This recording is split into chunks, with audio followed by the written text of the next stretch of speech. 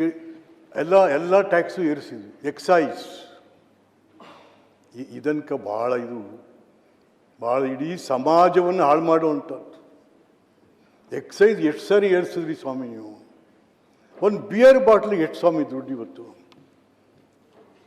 230 ರೂಪಾಯಿ ಒಂದು beer bottle ಇವತ್ತು. ಮುಖ್ಯಮಂತ್ರಿಗಳಿಗೂ ಗೊತ್ತು, ನಾವೆಲ್ಲ ಜೊತೆಲಿ ಓದಿದವರು. 2 ರೂಪಾಯಿನಲ್ಲಿ ಒಂದು ಬೀರು ತಗೊಳ್ಳೋರು,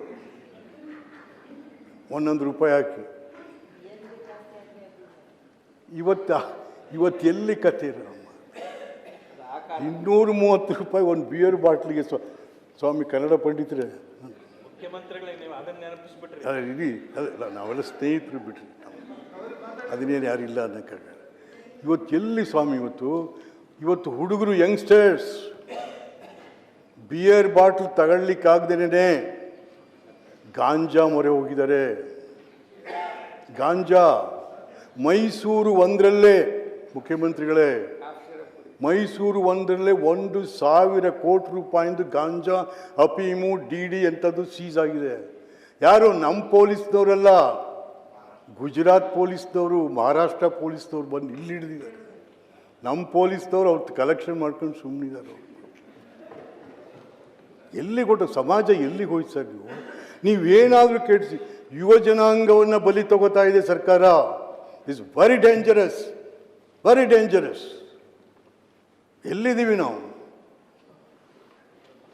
ಹೆಂಡಸಾರ ಯಶೋಧರಮ್ಮ, ದಾಸಪ್ಪ ಇದ್ರು, ನಿಜಲಿಂಗಪ್ಪನವರ ಕಾಲದಲ್ಲಿ ನಮ್ಮ ಒಕ್ಕಲಿಗರ ಹೆಣ್ಮಗಳು, ಸಮಾಜ ಕಲ್ಯಾಣ ಮಂತ್ರಿ ನಿಜಲಿಂಗಪ್ಪನವ್ರಿಗೆ ಬಂದು ತಮ್ಮ ರಾಜೀನಾಮೆ ಬಿಸಾಕ್ತಾರೆ. ತಗೊಳ್ಳಿ ನಿಮ್ಮ ರಾಜೀನಾಮೆ, ನನಗೆ ಬೇಡ. ಜನಕ್ಕೆ ಹೆಂಡ ಸಾರಾಯಿ ಕೂಡಿಸಿ ಈ ರಾಜ್ಯ ನಡೆಸ್ಬೇಕಂದ್ರೆ ತಗೋ ರಾಜೀನಾಮೆ. 1964ನೇ ಇಸ್ವಿ ಬ್ಯಾನ್ ಆಗುತ್ತೆ.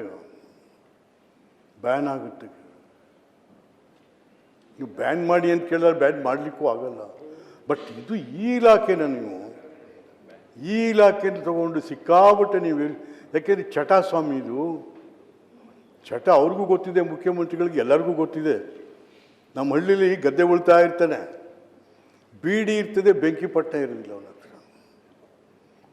ಬೆಂಕಿ ಪಟ್ಟಣಕ್ಕೆ ಉಳೋದು ಬಿಟ್ಟು 2 ಕಿಲೋಮೀಟ್ರ್ ಹೋಯ್ತಾನೆ ಅವನು. ಚಟ ಏನೂ ಮಾಡೋಕ್ಕಾಗಲ್ಲ. ಆ ಚಟ ತೀರಿಸ್ಕೊಳ್ಳೋಕೆ ಏನಾಗುತ್ತೆ ಇವಾಗ?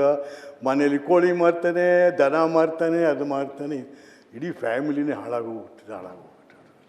ಅದನ್ನು ದಯವಿಟ್ಟು ನೀವೇನಾದ್ರು ಏನಾದ್ರು ಏರಿಸ್ಕೊಡಿ, ಇದು ಏರಿಸ್ಬಿಟ್ಟಿದೆ. ಟಾರ್ಗೆಟ್ ಜಾಸ್ತಿ ಆಗಿದೆ. 47,000 ಕಡಿಮೆ ಮಾಡಿ. The government is expecting 47 crores by the excise. ಎಲ್ಲಿ ಸ್ವಾಮಿ? ನೋ. ಹಾಗಾಗಿ ಮತ್ತೆ ಇದ್ರ ಬದಲು ರಿಯಲ್ ಎಸ್ಟೇಟ್ ಹಾಕಿ. ಏನು ಸ್ವಾಮಿ ಇವತ್ತು ರಿಯಲ್ ಎಸ್ಟೇಟ್ ದಂಧೆಗಳು? ರಿಯಲ್ ಎಸ್ಟೇಟ್ ಎಲ್ಲ MLA ನಾವೆಲ್ಲ ರಿಯಲ್ ಎಸ್ಟೇಟ್, ಮಂತ್ರಿಗಳು ರಿಯಲ್ ಎಸ್ಟೇಟ್ ಎಲ್ಲ ಹಾಕಿ ಅವ್ರ ಮೇಲೆ tax hockey. Department of tax and properties ಅಂತ ಮಾಡಿ ಅವ್ರಿಗೆ ಟ್ಯಾಕ್ಸ್ ಹಾಕಿ. ಇಲ್ಲಿ ಯಾಕೆ ಹಾಕಿ? ಹುಡುಗರೆಲ್ಲ ಸಾಯಿಸ್ತಾ ಇದ್ದೀರಿ, ಯುವ ಜನಾಂಗ ಕೊಲೆ ಮಾಡ್ತಾ ಇದ್ದೀರಾ. ಪ್ಲೀಸ್ ದಯವಿಟ್ಟು ನಾನು ಮುಖ್ಯಮಂತ್ರಿಗಳಲ್ಲಿ, ಹಣಕಾಸು ಮಂತ್ರಿಗಳಲ್ಲಿ ಕೇಳ್ಕೊಳ್ಳುವಂಥದ್ದು, ದಯವಿಟ್ಟು ಇದನ್ನು ತಾವು. ಮತ್ತು ಇನ್ನು ಸ್ವಾಮಿ, ನಾನು ಹೆಚ್ಚಿಗೆ ಮಾತಾಡಲ್ಲ. ಮೀಸಲಾತಿ ಒಂದು ಗೊಂದಲ ಆಗೋಗಿದೆ. ಮೀಸಲಾತಿ 2015ರಲ್ಲಿ 14ರಲ್ಲಿ ಜಾತಿವಾರು ಜನಗಣತಿ ನೀವೇ ಮಾಡಿತ್ತು. ಜಾತಿವಾರಿ ಜನಗಣತಿ ಅಂದರೆ ಒಂದು ಜಾತಿದಲ್ಲ, ಅದು ಕರ್ನಾಟಕ ರಾಜ್ಯದಲ್ಲಿ ಬದುಕಿ ಬಾಳುವ ಎಲ್ಲ ಜಾತಿ ಜನಾಂಗ ಧರ್ಮ ಭಾಷಿಕರ ಗಣಕ.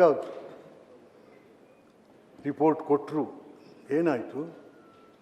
ಅಟ್ಲೀಸ್ಟ್ ರಿಸೀವ್ ಆಗಲಿಲ್ಲ, ಅದು ಡಿಸ್ಕಷನ್ ಆಗಲಿಲ್ಲ. 10 ವರ್ಷಗಳ ಕಾಲ ಹಾಸಿಗೆ ಕೆಳಗೆ ಹಾಕಿ ಮಲಗಿಬಿಟ್ರಿ ಅಂತ ಕಡೆ. ಆಮೇಲೆ ಅದಕ್ಕೆ ಬೆಸೆ ಹಾಕಿ ತೆಗೆದು ಅಂತ ಈಗ ತಿರುಗಿ ಮಾಡಿದರೆ ಅದಕ್ಕೆ 47 ಎಷ್ಟು 470 ಕೋಟಿನೋ ಈಗ ಮಾಡ್ತಾ ಇದ್ದೀರಾ.